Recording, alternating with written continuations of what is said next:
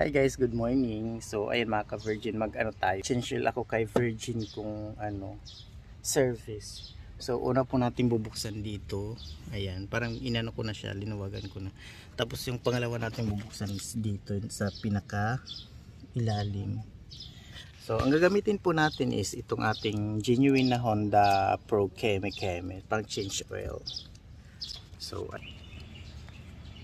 So ayan mga ka-Virgin, mayroon po tayo dyan tornilyo na alisin, mga 12 mm yung gagamitin natin na pangbukas po dyan. So pag nabuksan nyo na po siya, so pipihitin nyo lang yung tornilyo. Ayan, ganun yung ginagawa ko hanggang naman siya, hanggang matanggal yung tornilyo dyan sa ilalim ng anuhan ng change oil.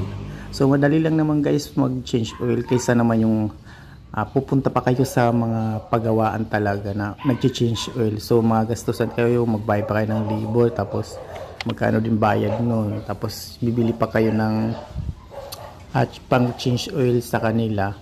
So sali mahal na rin kasi magbayad ka pa sa kanila. So madali lang naman pala mag change oil ng ating mga motor. So ayan, basta mayroon naman mga tutorial kung paano mag-change oil. So madali lang naman pala siya gawin. So ayan, inayaan ko lang siya dyan hanggang mawala na yung tulo dyan. Ayan o, nakita niya, pansin nyo mga ka-Virgin, mayroon pang nakatulo dyan sa may ilalim. So hayaan ko lang siya mawala hanggang maubos talaga yung oil niya sa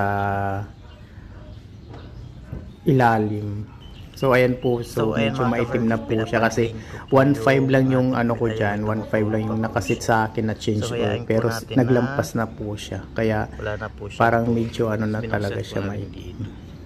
So ayun kayo mga ka-Virgin, gusto yung mag-change oil ng motor nyo, so madali lang naman pala. So sundan nyo lang yung mga nag-change oil, yung mga legit marunong talaga. So ayan, so madali lang naman pala mag-change oil.